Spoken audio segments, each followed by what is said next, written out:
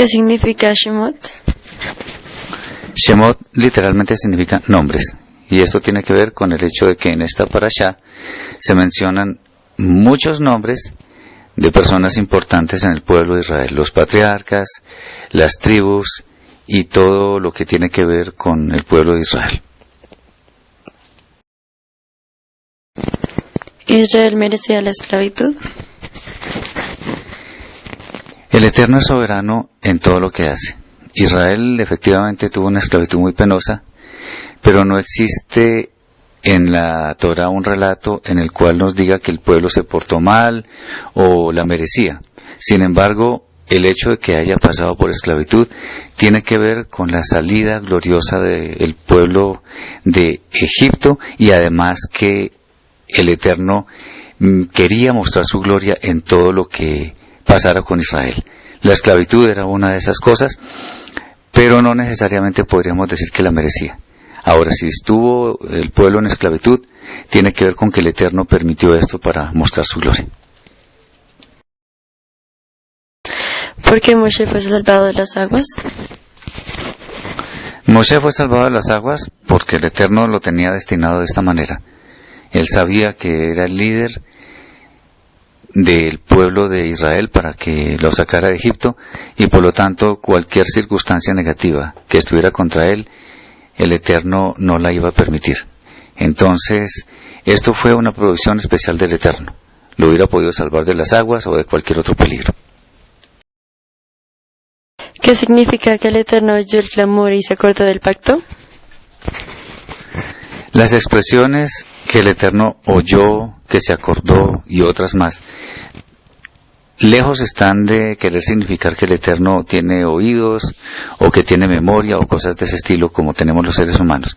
Más bien, lo que tenemos que ver en estas expresiones es que el Eterno va a hacer una manifestación de su voluntad, de manera que el pueblo de Israel sea consciente de lo que va a hacer por él.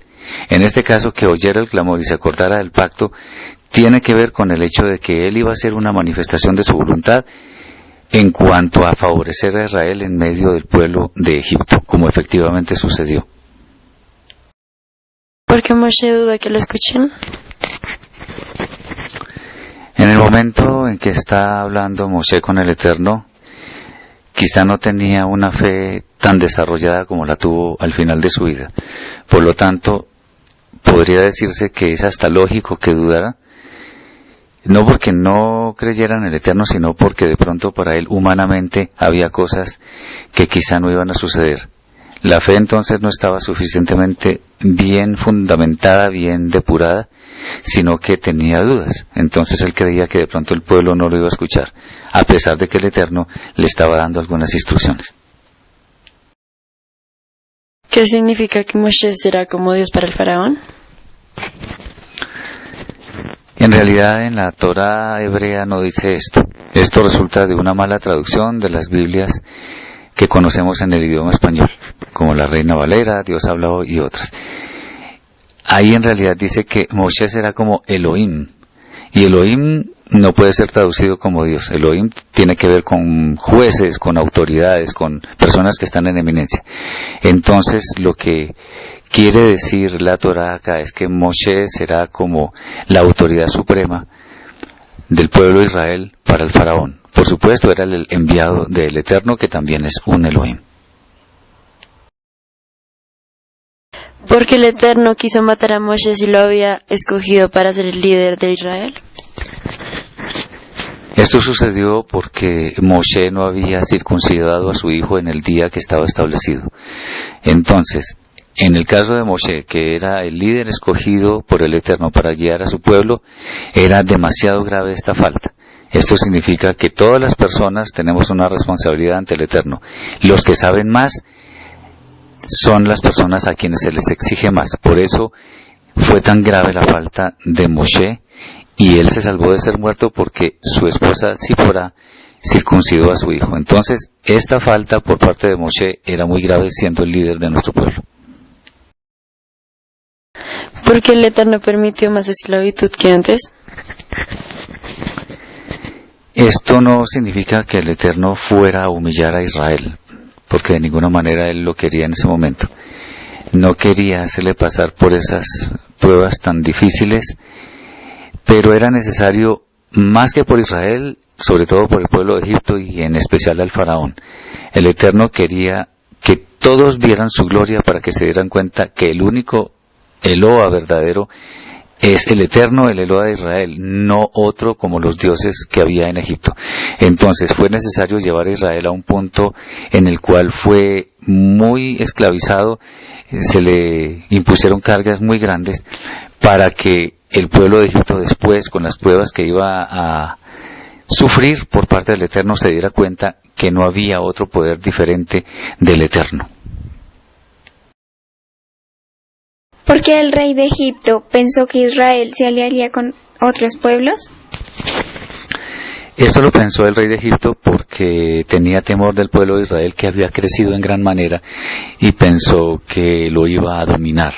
Entonces, cuando una persona tiene tanto temor como el faraón, piensa muchas cosas en cuanto a que le van a quitar su trono. Y una de esas era que este pueblo de Israel, que estaba siendo tan esclavizado, se podría aliar con otros pueblos para salir de la esclavitud y dominar al rey de Egipto. ¿Por qué el Eterno favoreció a las parteras si estaban mintiendo al faraón? Eso es cierto, pero le estaban haciendo un gran favor al pueblo de Israel, y quien favorece al pueblo de Israel es favorecido por el Eterno. La mentira no era porque quisieran mentir, sino porque la circunstancia ameritaba que ellas lo hicieran. Lo estaban haciendo por una buena razón. Esto no significa que debamos mentir cada vez que creemos que es por una buena razón. ¿Por qué Reuel lleva a Moshe a vivir con él? Este hombre vio que Moshe era un hombre justo porque favoreció a sus hijas y se dio cuenta que con esta acción podía ser un hombre en el cual podría confiar. Tan cierto es que una de sus hijas llegó a ser su esposa. Entonces Reuel vio en Moshe un hombre justo. ¿Moshe obedece a la voz? Moshe le obedece por causa de las pruebas que le mostró, por causa de todo lo que él escuchó de parte de la voz, teniendo en cuenta que el pueblo estaba sufriendo, que el Eterno la iba a salvar y que Moshe, al ser elegido a pesar de todas sus limitaciones, podía ser quien fuera el líder de su pueblo. Las pruebas que el Eterno le dio fueron suficientes para que Moshe se diera cuenta que el Eterno sí iba a ser fiel para sacar a su pueblo. ¿Moshe tiene varios nombres?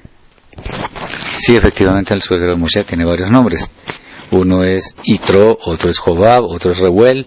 En general los sabios dicen que tenía 7 nombres. Esto es común que una persona en la Torá tenga más de un nombre.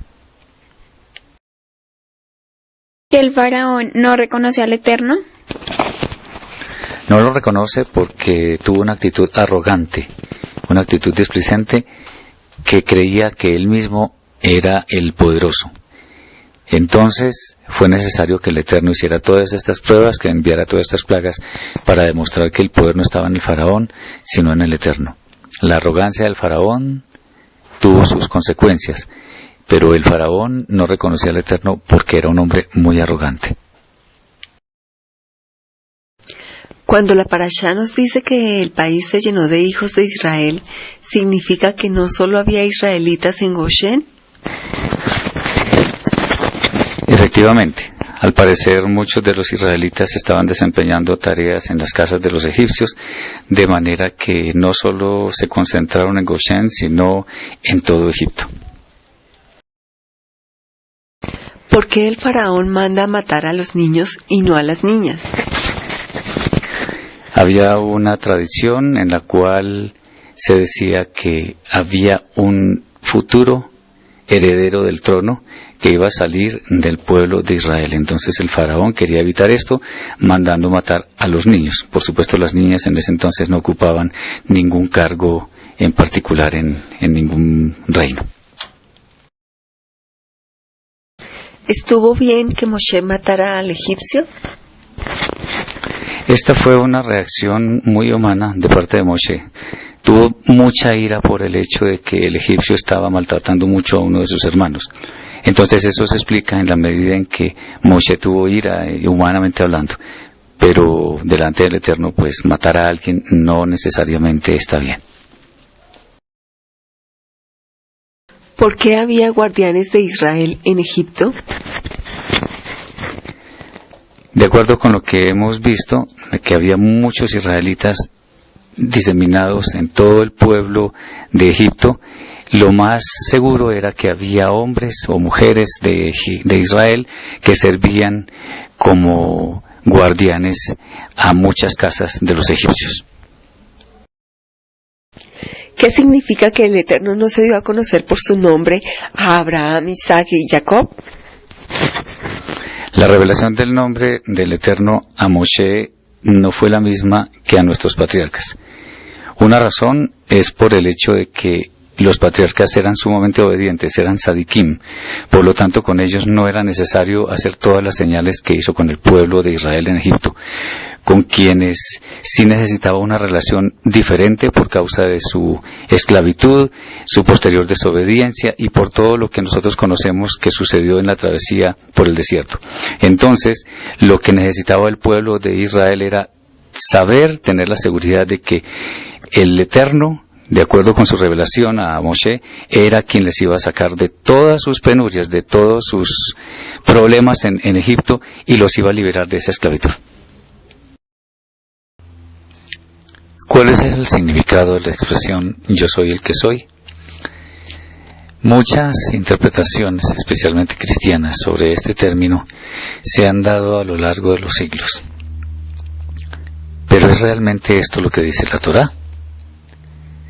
Cuando el Eterno se revela a Moshe, le dice que su nombre es, en hebreo, Eye Asher Eye. Esto dista muchísimo de la expresión yo soy el que soy. Vamos a ver por qué. Es interesante ver que el verbo ser o estar en hebreo no se escribe cuando está en su forma de presente. Eso significa que yo soy el que soy no corresponde con la expresión Eye Asher Eye. Esta expresión nos muestra el verbo ser o estar en futuro, de manera que literalmente allí dice seré el que seré, de manera que no es exactamente yo soy el que soy. Esta expresión ha sido utilizada incluso para manipular a la fe de millones de personas. Vamos a explicar por qué. Encontramos varias veces la expresión yo soy en la Brit Hadashah. Esto se ha tomado como una prueba de que Yeshua supuestamente es el mismo Hashem, es el Eterno, lo cual contradice totalmente a la Escritura. Si nosotros vemos tres posibilidades en cuanto a los tiempos de la expresión, podemos deducir lo siguiente. No puede ser yo fui el que fui, porque eso significa que el Eterno ya no es el mismo hoy que ayer, de manera que esta traducción no sirve. Como dijimos en un principio, yo soy el que soy tampoco, porque el verbo ser o estar no se escribe en el idioma hebreo cuando está en presente. Pero igual eso podría decir yo soy el que soy hoy, mañana quién sabe. Pero al decir yo seré el que seré, hay una garantía, por decirlo de alguna forma, de que el Eterno siempre va a ser el mismo, siempre será inmutable, nunca va a cambiar. De manera que traducciones como yo soy el que soy no tienen ningún fundamento en la Escritura. Entonces, todo el engranaje que el cristianismo ha construido en torno a las expresiones de Yeshua, que incluyen las dos palabras yo soy, este tipo de interpretaciones no tienen ningún sentido, porque el Eterno nunca dijo yo soy el que soy, sino seré el que seré. Baruch Hashem por eso. En la Torah vemos, en el diálogo que tuvo el Eterno con Moshe, que el Santo de Israel dice que Él hace los mudos, los sordos y los ciegos. Si el Eterno quiere la felicidad para todas las personas, ¿cómo es eso de que hace mudos, sordos y ciegos.